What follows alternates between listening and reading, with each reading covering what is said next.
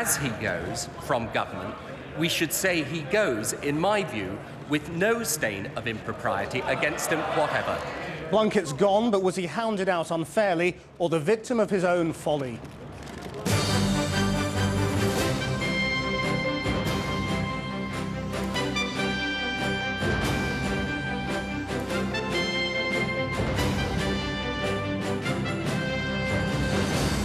So I am guilty of a mistake, and I am paying the price for it, and I make no bones about saying that that is my fault, and I stand by it. Good evening. His position had become untenable, said David Blunkett, because amid fevered interest in his private life and financial affairs, he could feel and smell it was time to step away. Resigning for the second time in a year, nothing specific had changed, he says, to force the decision. But tonight, it just emerged that Mr Blunkett had only declared a further £20,000 worth of speaking work from last spring yesterday in the Register of Members' Interests. A blow to Tony Blair, certainly, whose own judgment in bringing him back also now in question. But ultimately, was David Blunkett a man more sinned against than sinning? Also tonight, on a knife edge, the government's post-July 7th terror laws, the majority slashed to just one already. The Home Secretary has just offered to hold urgent all-party talks over plans to detain suspects for 90 days without charge. A merciful suspended sentence for the mother who killed her Down syndrome son because after 36 years caring for him, she was at the end of her tether. And as Pakistan's estimates of the earthquake dead jump sharply to more than 73,000, a suspected attack by Kashmiri militants on a US Chinook puts aid flights at risk. And the other headlines tonight, the rules of war go out of the window, one US senator tells Channel 4 News, as it's alleged that the CIA has been secretly holding al-Qaeda suspects not just in Guantanamo, but Eastern Europe too. The deaths of a millionaire businessman and his pilot in a helicopter crash last year were accidental, an inquest has ruled.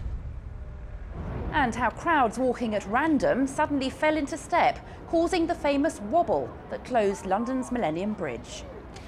So for the second time in a year, David Blunkett has been forced to resign from government, stepping down as Work and Pensions Secretary after weeks of fighting off stories about his business dealings and love life.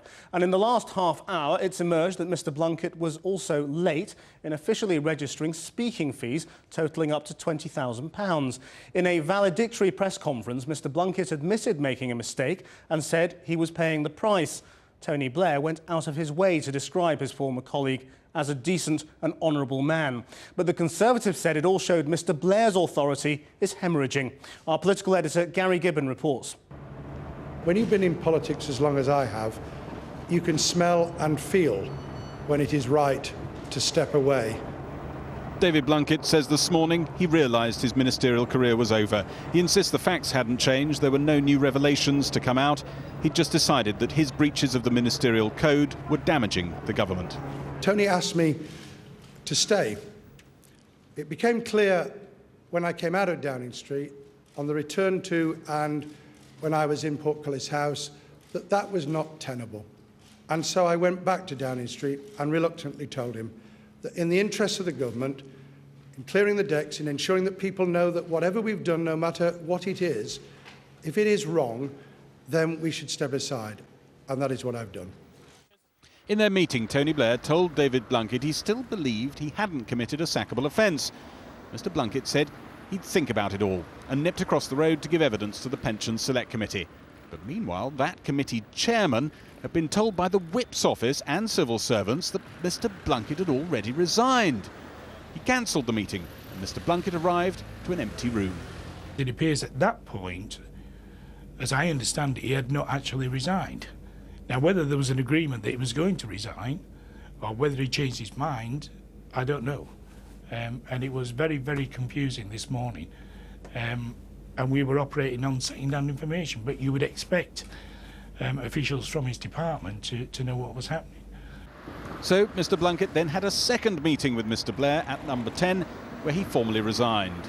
Sometimes in these occasions, the degree of pressure to which people are subject is absolutely extraordinary, and I think we should just occasionally reflect on that. And when it's from somebody that has done an immense amount for this country, I think as he goes from government, we should say he goes, in my view, with no stain of impropriety against him whatever. Mr Blunkett broke the rules for ex-ministers. He'd failed to clear his outside employment with the relevant committee.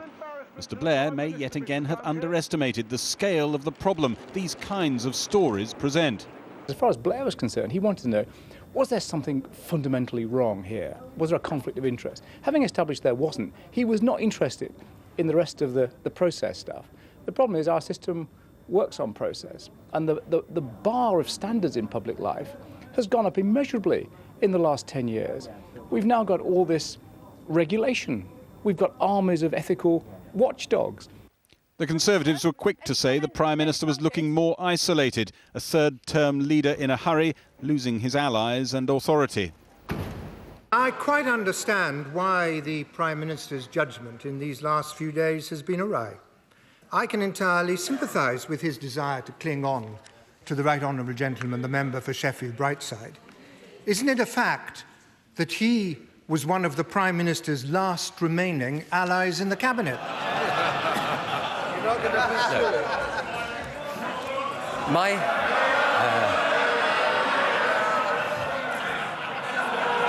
My right honourable friend resigned for the reasons that he gave, that it became impossible for him, frankly, with the frenzy surrounding him and his job, for him to carry on doing that job properly. Mr Blair's appointed a loyalist, John Hutton, to take over the welfare reforms Mr Blunkett was supposed to unveil at any minute. Number 10 will be hoping he'll adopt their tougher stance on incapacity benefit reforms. Barely a year since his last exit from government, David Blunkett's out again. Tony Blair was just about the only person who wanted him back. So as David Blunkett goes, he takes a chunk of Mr Blair's authority with him. Well, live now to Gary in the Commons, because in the last few minutes, news emerged of what might have been another difficult story for David Blunkett. That's right. David Blunkett told his aides that one of the reasons he decided to walk away in the end was because he was convinced this whole thing wasn't going to go away. Well, we get a fairly good idea why he might have thought that tonight. Just in the last hour, we've learned that a whole series, 3 speaking engagements at fees potentially up to £20,000 are registered at the very last minute in the registry of interests, after his private office had raked through whatever outside work he'd done in his period as an ex-minister, in his last period as an ex-minister. Now, they're insisting, David Blunkett's people are insisting, that this isn't the straw that broke the back, this isn't the thing that decided him, but there must be a question mark still nagging in people's minds. The Blair administration in the past has been fairly open about how, when it's come to a minister's exit, it's sometimes been necessary to stretch the truth a little to make sure that the exit is dignified. So people are bound to be scratching their heads and wondering whether this did play a role. Gary Gibbon, thanks, and we'll back to you in a moment about the drama going on over the government's new terror legislation. But you have overcome great challenges to achieve great things, Tony Blair told David Blunkett in response to the resignation letter, and few would deny that the former minister managed to achieve high office against huge personal odds. So what forced him out of that high office, not once, but twice? Was it the unfettered hounds of the press, or some flaw in the centre of the man himself? Here's Lindsay Taylor. So he's gone again. And many are now asking what it is that could cause this man to rise so high, yet slip so easily into free fall. Out of office not once, but twice. But is he the author of his own downfall, or victim of a relentless media? Over the last 9 weeks, there hasn't been a weekend when there hasn't been photographers around my homes. There hasn't been a single weekend when there hasn't been a barrage of questions and ridiculous innuendo and allegations, which we've patiently answered. I make no grumble. That is the free press we have. Ever since he resigned from the Cabinet, he's been a walking disaster area. There have been a whole variety of, well, I think scandals overstates it, but embarrassments to the government, and I think this was the last straw. In his Sheffield constituency, similar debate. I think it's somebody who's got the teeth into him, and they won't let go until they've tried to destroy him. And why not him? He's doing mistakes after mistakes. I think it's fair enough to resign. Even David Blunkett's detractors pay tribute to his spectacular rise and achievements. He triumphed over his disability to become a local councillor at 22, then leader of Sheffield City Council, an MP in 1987 and Secretary of State for Education 10 years later. The delegates appreciate it as well. As a minister, he gained a reputation for hard work and toughness, the Home Secretary ready and willing to push through difficult government reforms. But it first started to unravel when his private life encroached on his office through the Kimberly Quinn affair. There were allegations about his involvement in fast-tracking her nanny's visa application. When Sir Alan Budd's inquiry found it had been speeded up, an emotional David Blunkett resigned. We all fall in love, and we make mistakes. We don't all expect that to turn to bitterness and hate. I'm just sorry it has. He wasn't gone long, brought back by Tony Blair just a few months later after Labour's election victory as Work and Pensions Secretary. Have I got a job? I've genuinely got a job. But the Kimberley affair had cost him. And who shall I say it's for? For Kimberly? Not only with his image and credibility satirised on TV, but financially, the legal costs in pursuing a paternity claim, estimated at £100,000, were said to have threatened his 3 eldest sons' inheritance. So it's against this background that Mr Blunkett bought shares in DNA Bioscience, later put in trust, and took up 3 paid posts without consulting the Advisory Committee on Business Appointments. And so, resignation number 2. I think he's the author of his own downfall because he decided he could set his own rules, and I think it's to do with the arrogance of power. I'm not in politics to cheer up the chattering classes. Nobody could accuse you of that, David. So, good. So my bill goes through as it stands. This is not a joke figure. David Blunkett was a serious politician. What's tragic about it, it seems to me, is not so much his personal misjudgments in his love life, but his own attraction to a world that I think in the end is a world that the Blairs are also in love with, which is a world of success and money and celebrity. Ever since the aftermath of his relationship with Kimberly Quinn, the one quality he's lacked has been good judgment, and I think that's really what's done for him, is that his judgment has just gone. History's judgment on David Blunkett has yet to be delivered. A man denied sight, but with political vision, some say, and who has now lost his way. So, rival views of Mr Blunkett's downfall, but perhaps a third factor at work too, poor judgment from the Prime Minister himself. Alistair Campbell is with us in Westminster, so is Chris Grayling from the Conservatives, whose questions helped bring down Mr Blunkett. Alistair Campbell, it does look a little tonight as if there was yet another story in the offing that was going to be difficult to fend off. David Blunkett offered up a feast to the likes of Chris Grayling. Well, look, Chris Grayling's got a job to do, and he's decided that the job that he's going to do, and I'm not knocking him for this, that is to conduct that kind of politics and go, whether it's David Blunkett or Cherie Blair, that's the kind of politics that he's going to go after. I just simply say to you, the reason why I think you're over-ventilating this, and rather, to use Adam Bolton's phrase of earlier, hyperventilating when it's not necessary, is because you've just got to understand the reason why Tony Blair is still there, still Prime Minister, still taking an agenda forward, is because he does understand the difference between these frenzies that come in and come out of politics and actually setting a strategic course for the country and trying to keep taking it forward. Chris Grayling? Well, I have to say that if I look back 10 years, I mean, look at the rules that Mr Blunkett broke. They were set up 10 years ago. That committee was set up precisely because senior figures in the Labour Party followed the kind of politics that Mr Campbell is alleging that I've been following. No, the truth is, hold on a minute. You all went to jail. The truth is that opposition politicians are there to oppose. Our job is to scrutinise ministers over policy and to scrutinise ministers over their conduct. I would get no thanks. We would get no thanks as opposition MPs if we walked by on the other side of the street when we saw a minister breaking the rules. I'm not criticising him. I'm not criticising Chris Grayling for that at all.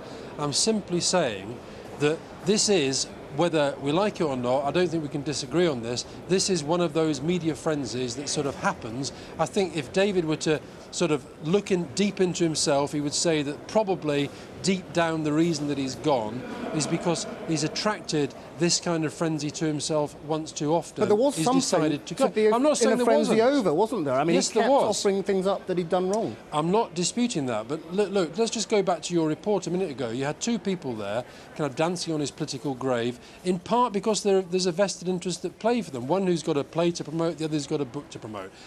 Chris Grayling he's right in saying that part of an opposition's duty is to go after ministers, and I think it's right that he should simply say that. If I were him, I'd be saying, look, you know, he's done a good job for himself. I'm simply saying that actually when real political debate is about the big strategic questions, the big policy issues, that's why ultimately this is a personal tragedy for David. I feel very sad for him because he's a very good friend of mine, but it doesn't actually touch the political fundamentals in this country. Chris Grathing, it does say something about Conservative politics that you can only score personal victories.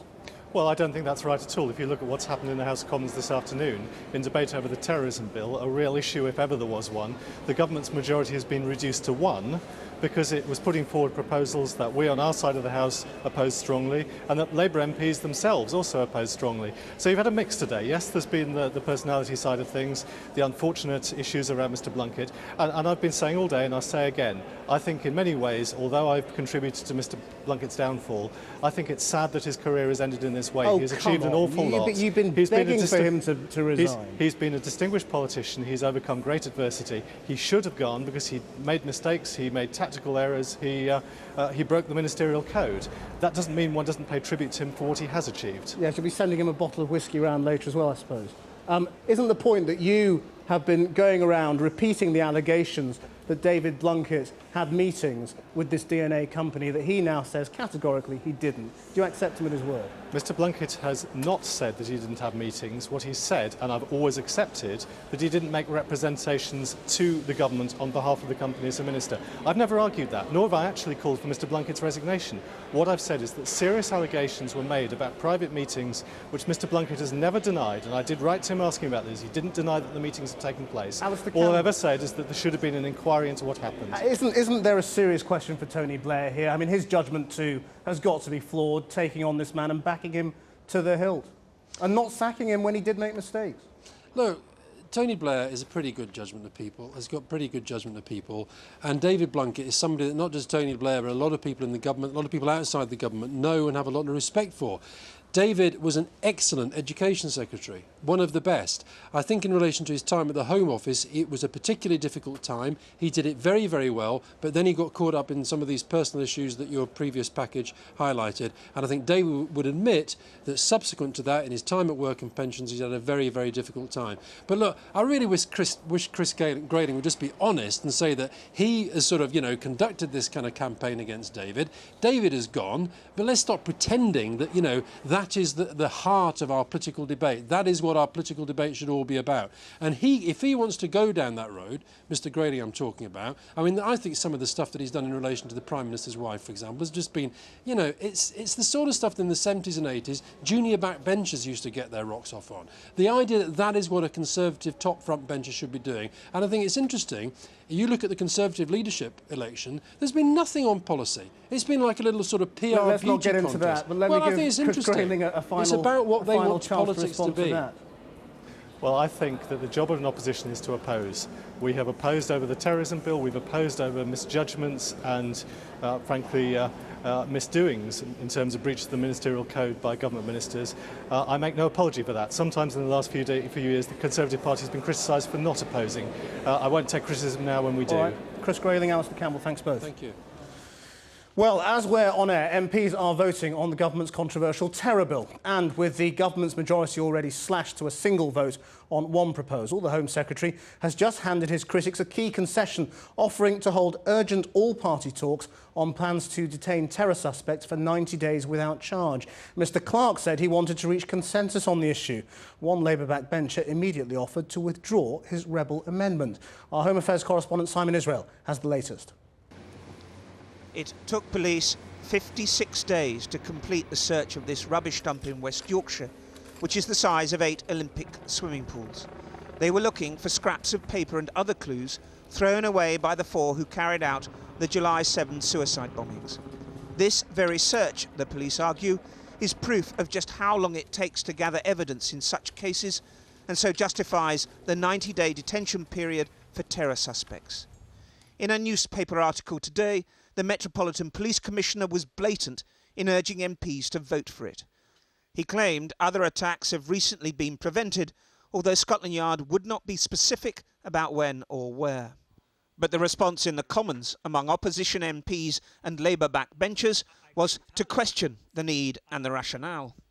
If this proves to be a system by which people are being detained for 50, 40, 50, 60, 70 days and then released because, unfortunately, the evidence is not there, then the impact on their relatives and from their relatives into the wider community could not be worse, in my view, in undermining respect for the rule of law.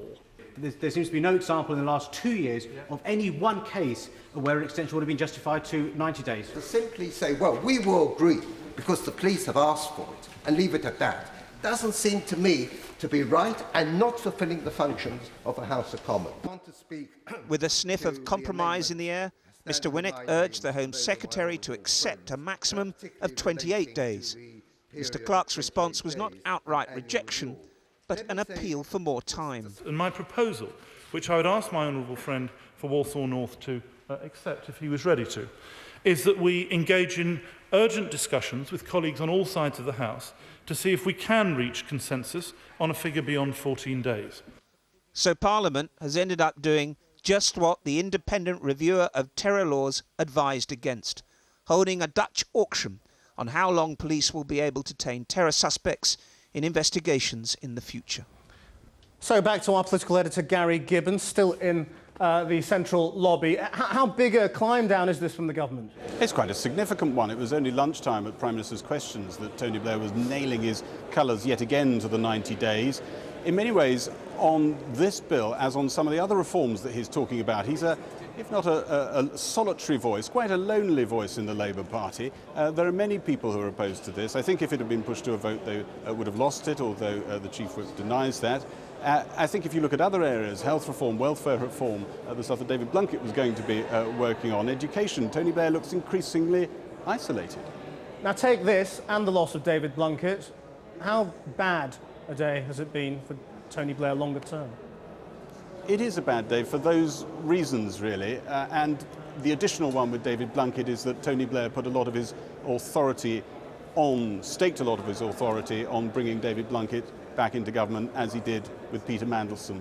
Now, Mr Blair's supporters say he won't be distracted by this, he'll carry on focusing on the real issues, this is just tangential, ephemeral stuff, but it dominates the headlines, it dominates perceptions, and there is this perception out there as well that David Blunkett wasn't necessarily playing by the rules that to some extent Labour established in opposition when they were berating the Tories. Gary Gibbon in Westminster, and we'll have more from there later. We hope to be talking to the opposition about what they'll be demanding from Charles Clarke. But first, a mother who killed her 36-year-old Down syndrome son has been spared jail. With the details, over to Bridget. She admitted coming to the end of her tether. 67-year-old Gwendolyn Markrow devoted her life to caring for her Down syndrome son, Patrick, but Oxford Crown Court heard that his increasingly violent behaviour drove her to despair. She suffocated him on Easter Monday this year. Justice Gross imposed a 2-year jail sentence, but suspended it to 18 months. Mrs. Markrow walks free.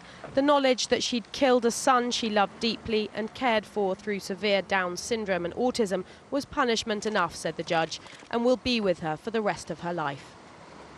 Mrs. Markrow gave her son tranquilizers and then suffocated him with a plastic bag, having cared for him selflessly for 36 years. She said she snapped one night and didn't know what she was doing. Today, another son told the court his mother had been 100% devoted to Patrick and that the whole family hadn't realised how desperate the situation had become. He said they were shocked by letters the police recovered to social services from their mother, making pleas for help. We've done a thorough review of the case, and no, I don't believe any of my staff could have done any more. They're very devoted, they worked with her a long time. Gwendolyn Markrow had watched Patrick's condition deteriorate. He'd blinded himself in one eye and become more violent to himself and his parents. The judge today criticised agencies for not providing enough assistance. And the prosecuting counsel said Mrs. Markrow was a mother plainly at the end of her tether, emotionally and physically exhausted. He said, in this exceptional case, we take the view a merciful sentence would be the right sentence. The judge agreed. I think it's fair to say that nobody other than Wendy will ever know the intolerable pressure that she was under. And it's also fair to say that nobody will grieve for Patrick more than Wendy will, and her family continue to give her unquestioning support. Mrs. Markrow attempted suicide after killing Patrick. She wept as her case was discussed today, and the family are coping with a double tragedy. Her husband died of an aneurysm 2 weeks after Patrick's death. Katie Razzle, Channel 4 News in Oxford. In a further sign that Iran is hardening its foreign policy stance, it's announced that up to 40 of its ambassadors and diplomats around the world are to be replaced. Most are moderates, including Iran's ambassador to London, who is involved in nuclear negotiations with the EU. The shake-up is the biggest since the Iranian Revolution of 1979. And the revolution was remembered in Tehran today by thousands of students celebrating National Anti-Global Arrogance Day. They carried coffins draped with the US and Israeli flags and one that appeared to be the English flag. Earlier, a small bomb exploded at the offices of British Airways and BP in the city, but no casualties were reported. 3 men have been charged in connection with the murder of the black teenager Anthony Walker. He was bludgeoned to death with an axe in Huyton, Merseyside in July. Police charged 25-year-old Paul Mawson from Huyton with perverting the cause of justice. Robert Williams, aged 31, and Tracy Garner, aged 34, both from Kirkdale in Liverpool, were charged with conspiracy to assist an offender. They'll appear before Liverpool Magistrates Court on November the 8th. 2 other men have already been charged with murder and will go on trial later this month. John Prescott's office has dismissed as pure fantasy figures which identify a £2.2 billion black hole in local government finances, accusing the Local Government Association of crying wolf. Recent increases in council tax have attracted a protest campaign, and one pensioner even went to jail for refusing to pay her bill. But now, facing a greater shortfall than ever before, councils are threatening to increase annual council tax by another £100 if the Deputy Prime Minister's office does not intervene to plug the hole. We're now trying to stand up for local taxpayers in saying that we're back in the same situation this year. That money they put in last year was for 1 year only to get over the general election year. So we face the same problem this year, but only worse. When we come back, the emerging secrets of America's war on terror. Has the CIA been hiding al-Qaeda suspects in covert Eastern European jails? And more dangers for Pakistan's earthquake victims. We travel to one remote valley at risk to the elements where tens of thousands rely on helicopters to bring essential aid.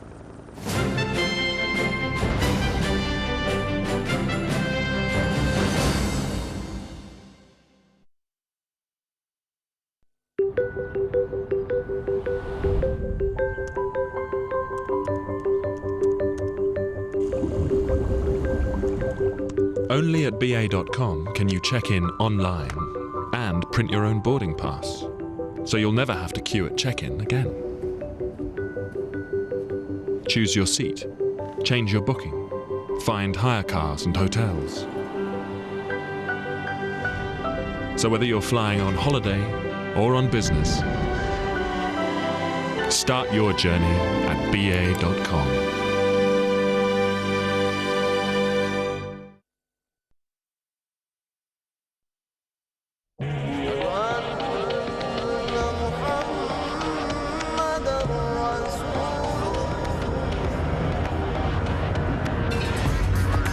A season of films celebrating the history, art and music of a forgotten world continues with When the Moors Ruled in Europe, Saturday at 7 on 4.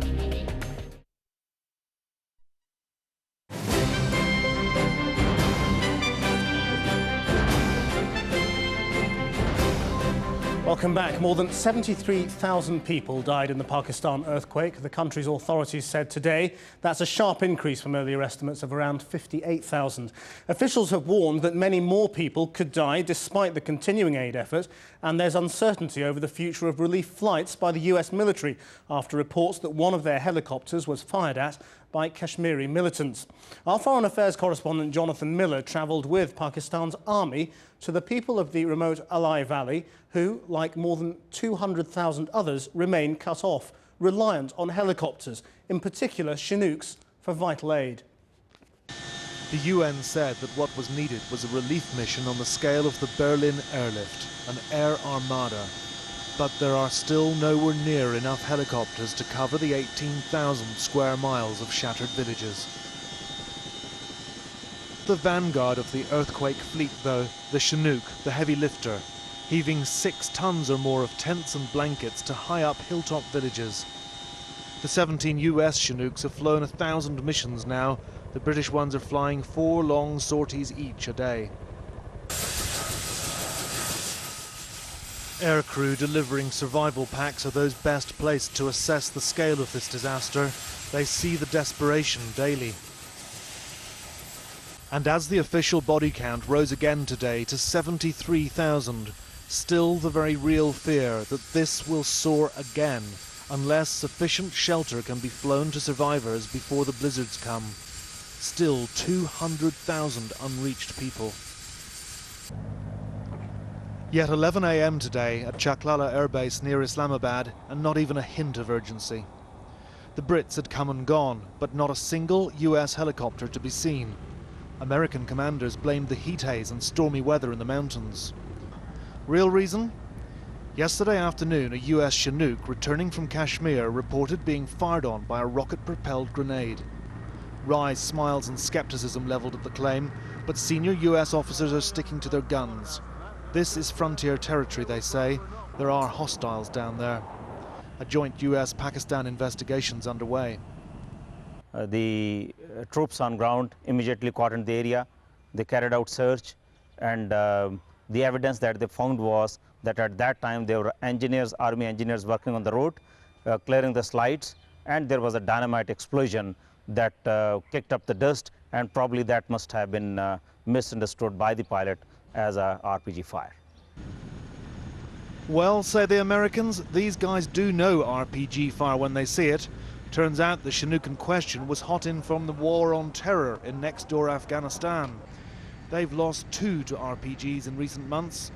Still, a whole day's relief work's now been lost. Above the hard-hit Ally Valley, we joined 3 Pakistani brigadiers on a reconnaissance mission. They now want to evacuate 160,000 survivors. The entire valley repeatedly shaken by violent aftershocks, now deemed too unsafe, unstable.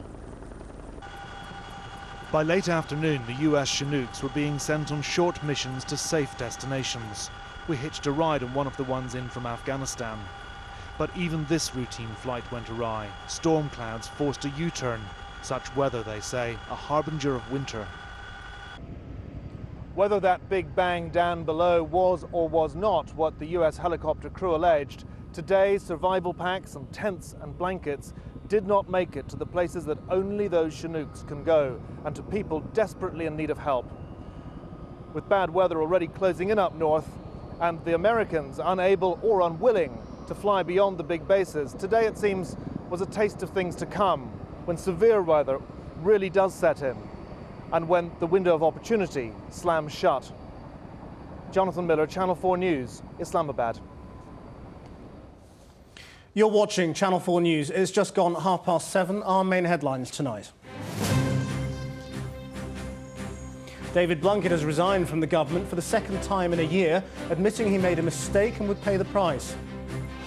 Tony Blair called Mr Blunkett a decent and honourable man, but the Conservatives said it showed the Prime Minister's authority was hemorrhaging. And the government's post-July 7th terror legislation is under fire as MPs slash their majority to 1. The Home Secretary's now offered a key compromise on the most contentious plans.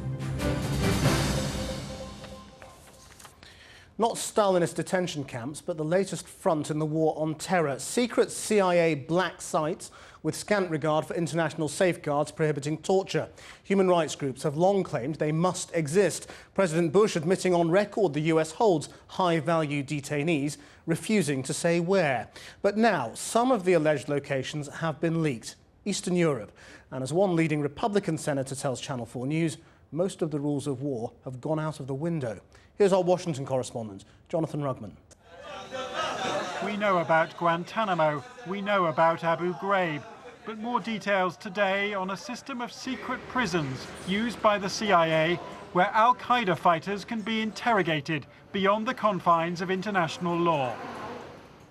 Today's Washington Post claiming that more than 100 prisoners have been held in what classified documents call black sites, prisons in 8 countries, ranging from Eastern Europe to Thailand.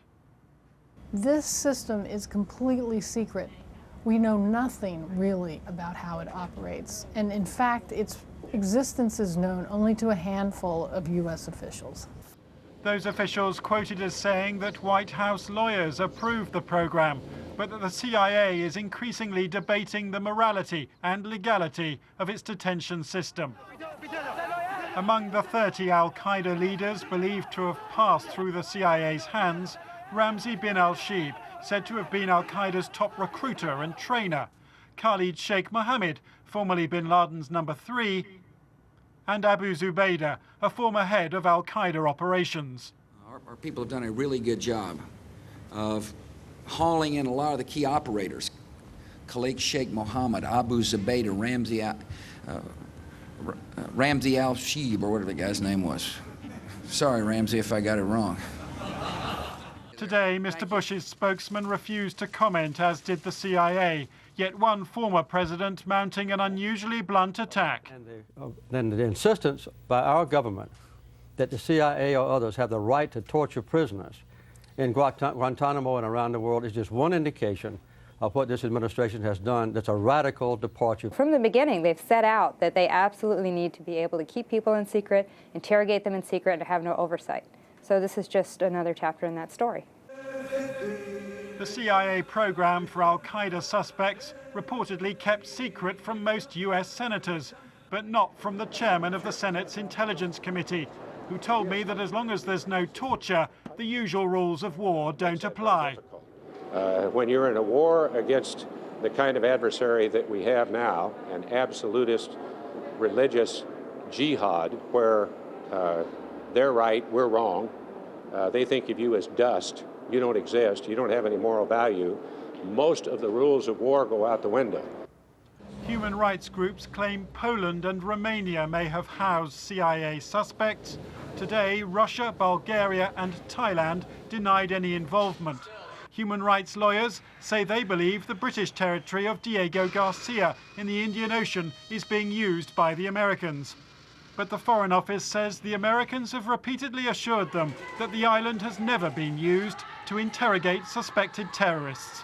Jonathan Rugman, Channel 4 News, Washington. Well, more now on the government's offer of all-party talks over its anti-terror proposals. There was supposed to be a vote around now which could have seen the government defeated over its plans to detain terror suspects for 90 days without any charge. But now they've been invited to all-party talks. Let's hear what the opposition are going to ask for. The Shadow Home Secretary David Davis and the Liberal Democrats Home Affairs spokesman Mark Oaten are in Westminster. David Davis, is 90 days dead? What are you going into these talks looking for? Well, we certainly won't be accepting 90 days. There'll be a number much, much lower than that. But I don't really want to do the negotiation on air, if you'll forgive me. There have been a number of concessions already by the Home Secretary, obviously fearing defeat in the Commons, on the higher court oversight, on the flexibility of the oversight as well. It can be, people can be kept in for just 1 day or 2 days rather than having to approve 7 or 14 days.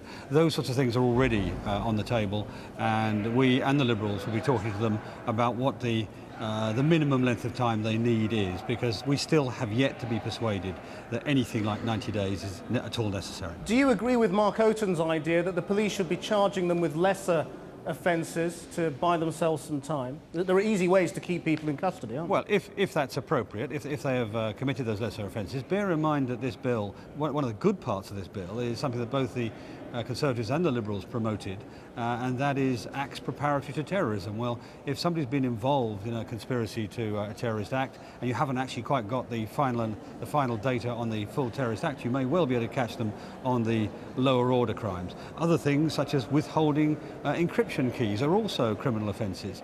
And what we have said, in fact all opposition parties have said, is that the police should be allowed to question, to interview suspects in terrorist trials after charge, something that's not allowed at the moment. All of these things together should make the need for an extension to 90 days much, much lower, and much reduced, and we actually don't think 90 days is necessary in the first place. So we've got some pretty tough negotiations to do. Mark Oaten, do you feel you have defeated the government on this 90 days idea? Oh, it's quite clear from the mood in the chamber today. I mean, they first of all scraped home by just one vote on an earlier vote, and it's very clear that they would have been defeated on 90 days. I think now it's important that we sit down, have a pause on the votes and try and get into talks. I'm still not convinced, frankly, that the government have made a strong enough case to move beyond 14 days. We have, as you mentioned, put alternatives through on that. But if there are a very small number of cases which aren't covered by those alternatives, then clearly we need to make sure that if they're going to move beyond 14 days, there are lots of checks and balances put in place. Are there any circumstances under which you'd countenance more than 28 days? Absolutely not. I mean, my starting position is I'm not convinced to go beyond 14 days, beyond the existing regime. I would take an enormous amount of convincing to go beyond that. And as for the idea of going beyond 28 days, then that is totally unacceptable. Mark Oaten, David. For non-starter. A non-starter. You agree on that, David Yeah, Davis? we agree on that. That's a non-starter. But as Mark says, we have yet to be persuaded of the case at all. There's work to do yet. Thank you both very much indeed for that. Thank you. Now, the end of a 12-year legal battle as liquidators for the collapsed bank BCCI call off their massive court action. With the details, here's Bridget again. A £1 billion lawsuit launched against the Bank of England more than 12 years ago over its alleged failure to clamp down on the fraudulent activities of the BCCI bank has collapsed in the High Court today. The Bank of Credit and Commerce International went bust in 1991 with debts of £10 billion. The claim, which was brought on behalf of 6,500 depositors who lost out, was withdrawn after 18 months in court. A lawyer for the Bank of England told the court that the action was nothing short of scandalous and said it will be claiming damages of at least £70 million in legal costs against the liquidators. A third man is now being questioned by police investigating the £26.5 million Northern bank robbery in Belfast last December. Last night, two men believed to be in their 20s were arrested at two separate houses in Kilcoo, County Down. The third man, aged 30, was arrested in Belfast this afternoon. All three men are being interviewed at Antrim Police Station. UN Secretary-General Kofi Annan has said he's extremely concerned by reports that Ethiopia and Eritrea, who were at war from 1998 to 2000, have moved tanks and troops towards their shared border. Earlier in the Ethiopian capital, Addis Ababa, at least 23 people were killed and 150 wounded during anti-government protests. The security forces had opened fire to disperse demonstrators who hurled rocks and smashed windscreens in protest against the results of the general election in May, which the opposition claims was rigged. Northeastern suburbs of Paris have endured a sixth consecutive night of rioting, prompting the French Prime Minister Dominique de Villepin to postpone a planned visit to Canada. Last night, the violence spread to Aulnay-sous-Bois. 400 riot police tried to quell the latest outbreak with rubber bullets and tear gas. Gangs of youths set alight vehicles and rubbish bins. The violence first broke out last Thursday when two teenagers were electrocuted in an electricity substation after running away from the police. Airport-style security checks are to be piloted at British rail stations, starting with the Heathrow Express from London's Paddington Station. Randomly chosen passengers on the network railways and the London Underground will be put through scanners or searched either by hand or by sniffer dogs. Bags could be checked by X-ray machines. Football now, and a match between two Argentinian B-League teams had to be abandoned when a disagreement on the pitch ended in a riot with at least one player in hospital. Independiente de Neuquén were beating Asociación Deportiva Centenario 1-0 at home when disturbances broke out. Fights between several players began before fans jumped in, throwing objects from the stands. Police attempted to restore order, but managed only to encourage more people to join in. The match was eventually abandoned, with one Deportivo player reporting one of the opposition for aggression. The markets now, and at the close, the index of 100 leading shares was up by more than 14 points. A short time ago, the pound was up against the dollar by nearly a cent, and sterling was up against the euro by just over 1/3 of a cent. Now, his death in a helicopter crash had been likened to a spy story, but an inquest today decided that the millionaire businessman Stephen Curtis's death was accidental, despite hearing evidence that he feared for his life after receiving threatening calls. Not everyone is convinced by the verdicts. Mr. Curtis, who died alongside his pilot Matthew Radford, had links to a controversial Russian oil tycoon who is now in jail. Lucy Manning was at the hearing. Was it a bomb, a remote-controlled device, a missile or interference with the fuel supply? All questions asked at the inquest into the helicopter crash that killed multimillionaire businessman Stephen Curtis and his pilot Max Radford. Mr. Curtis, a tax exile with Russian business links, was boss of the parent company of the troubled oil firm Yukos. The jury heard the evidence of some witnesses that he'd received threats and believed he was under surveillance. The men's deaths, said the coroner, Mr. Sheriff Payne, had all the ingredients of an espionage thriller. Far away from the Bournemouth field where the helicopter crashed in March last year, the oil fields of Russia. This the reason for the conspiracy theories. Yukos Oil's former boss, Mikhail Khodorkovsky, once Russia's richest man, jailed for fraud. Stephen Curtis, his lawyer and advisor, now dead. Max Radford's family certainly believed that as Stephen Curtis dealt with the world's richest and most powerful businessman, sabotage was a possibility.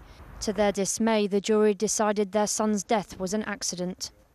The evidence given by the Air Accident Investigation Branch was that Max was an extremely experienced pilot. There has been much speculation in the media surrounding the background of Mr. Curtis, and in particular the threats allegedly made against him prior to the crash. Evidence has been given to the inquest which corroborates a number of those matters. Mr. Curtis's uncle, Eric Jenkins, said his nephew had received threatening phone calls and was being watched. He told his uncle a fortnight before he died, "If anything happens to me in the next 2 weeks, it won't be an accident." But investigations at the crash site didn't discover any evidence of sabotage or any signs of an explosion. When the helicopter carrying Max Radford and Stephen Curtis crashed on March the 3rd just short of this runway, it was a dark and wet night. The weather was deteriorating. Air accident investigators couldn't find any defects on the aircraft or that anything had failed, and the jury agreed with them that the cause of this accident was that Max Radford had become disorientated. He couldn't see the lights of this runway, and that's why the crash had happened. Moments before the accident, he was asked if he needed radar by the control tower to guide him in. He seemed to reply that he did. A sign said investigators that he was unsure where he was. But his family claim lax security at the airport meant anyone could have got into the hangar and tampered with the helicopter. The manager of Mr. Radford's company, Red Aviation, said he had been worried about the security. He said it had been brought to his attention that Stephen's phones were being tapped, and that by implication our phones were being tapped as well, because we dealt with Stephen almost on a daily basis and we kept his aircraft.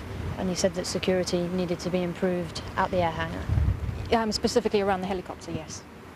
Russian tycoon Boris Berezovsky was at Stephen Curtis's funeral. He's faced threats and surveillance and is in no doubt his friend's business links put him at risk of Russia's secret service. I don't have any doubt that they have enough technology to kill, even to damage helicopter or to create some story, technical story, that to kill someone who they don't like. Curtis, who lived in this isolated castle in Dorset, did have contact with the National Criminal Intelligence Service, as Channel 4 News reported last year. This could have made him a target, but the inquest was told there was no evidence he was an informant.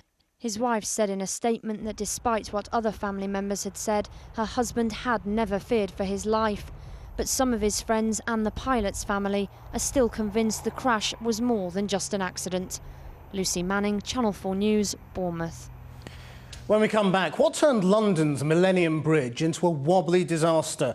Not the design, say scientists, but the way people crossing the bridge spontaneously fell into step, amplifying the wobble beneath their feet.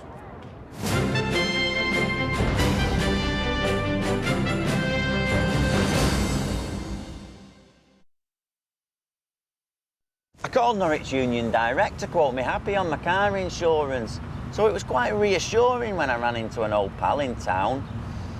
I didn't do too much damage, scratched the paintwork a bit, dented the wing.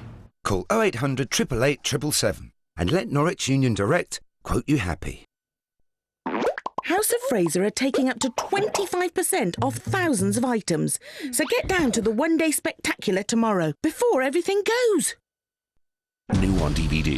You haven't seen Lost until you experience it. On DVD. Lost, Series 1, Part 1, on DVD now. Just feeling the wind in my hair sends a tingle down my spine. Hoob Den Royen works for Shell Wind Energy.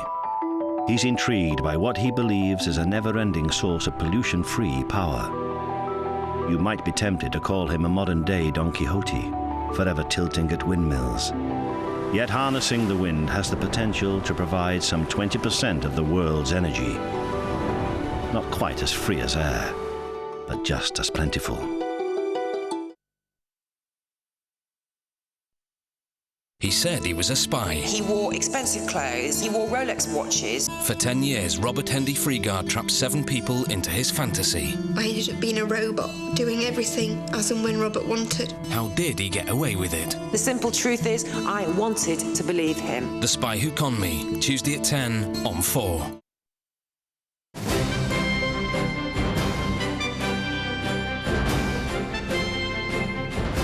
Welcome back. Now, it cost millions of pounds to fix, but it will be forever known as London's wobbly bridge. Now, mathematicians believe they've come up with a formula describing what caused the wobble, which forced the Millennium Bridge to be closed down just 2 days after it opened in the year 2000. In a new study in the journal Nature, they say it was nothing to do with the design, but the way people suddenly started walking in step, as our science correspondent Julian Rush explains. It was all apparently down to something called crowd synchrony. As the bridge started to sway, everyone changed the way they walked just to keep their balance. And suddenly everyone was walking in step, and all those sideways forces from the way they were walking simply drove the swaying motion harder in a runaway reaction. If the bridge happens to move just the slightest bit, it causes people to lose their balance slightly, and they modify the way that they walk such that they sort of spread their feet out wider, almost like a beginning ice skater would, trying to steady him or herself. And by doing that, they inadvertently put sideways forces on the bridge, which makes the bridge sway even further. The scientists used maths normally used to model the way fireflies end up flashing in synchronism to show the crowd's behaviour is completely predictable. Their formula revealing too there's a critical mass. Below a certain number of people, you just don't get the feedback that makes the swaying worse. 1, 2, 3...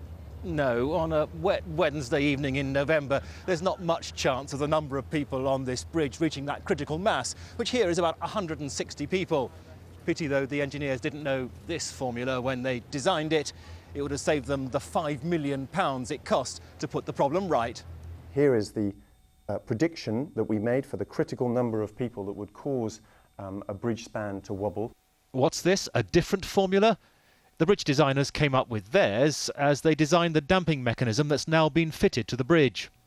We carried out our own research on the bridge. We walked volunteers over the bridge, a crowd over the bridge, measured the movements, and from that did some processing and some maths to find a relationship between the force that they exert and the movement of the bridge deck beneath them. The engineers and the academics may have come up with slightly different answers, but both are agreed. The work they've done can, and already is, being used to design new bridges which don't wobble. Gillian Rush. Now, more to come on More 4, and here's Sarah. Thanks, Krishnan. On More 4, we'll be asking what life will look like after David Blunkett. What impact is his departure going to have on the welfare and pensions reform? And we're probing the British link to those CIA interrogation camps. There's a row brewing in the Scottish Parliament over the use of airports here to refuel American planes transporting detainees to goodness knows where. The police are looking into it. Main headlines tonight, then David Blunkett resigns from the Cabinet for the second time in a year, and the Home Secretary's backed down over controversial anti-terror plans in the face of a Commons defeat, offering all-party talks instead. We're back tomorrow at noon, again at 7. Until then, from Bridget and from me, that's Channel 4 News. Have a very good evening.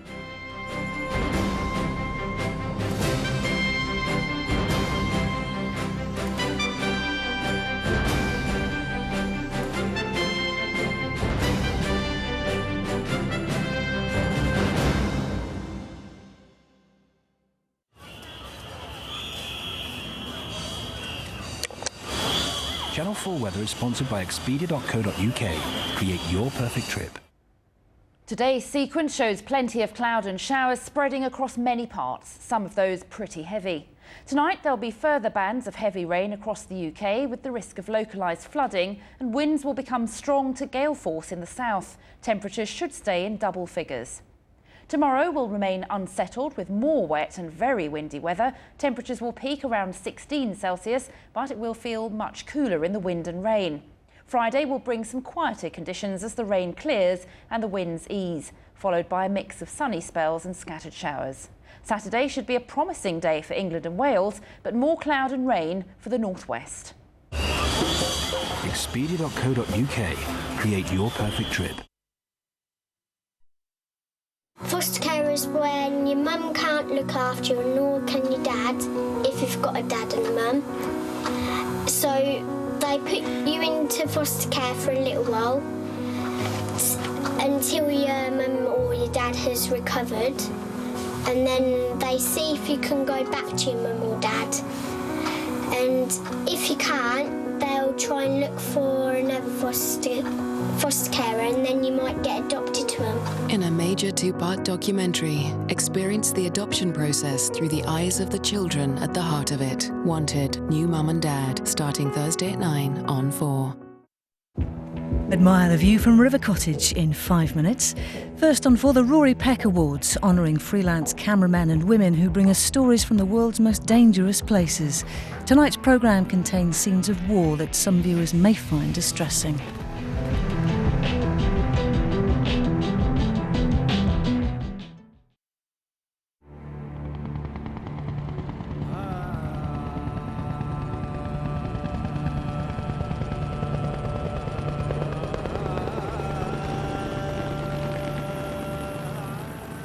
I went out to Iraq, I think it was November 2003, 7 months after Bush had declared mission accomplished. Whereas Bush and Blair were talking about reconstruction, that the war was over. But what I was seeing on the ground was very much that real war had only just begun. I went on patrol with the 82nd Airborne in Fallujah, but they were looking for roadside bombs. We were actually stationary for 5 hours, which even to me as a complete novice, didn't seem like the best idea. On this strip alone, you slap about 4 or 5 McDonald's restaurants, people will be happy. And as we were discussing the merits of McDonald's and Pizza Hut, we came under attack. They have their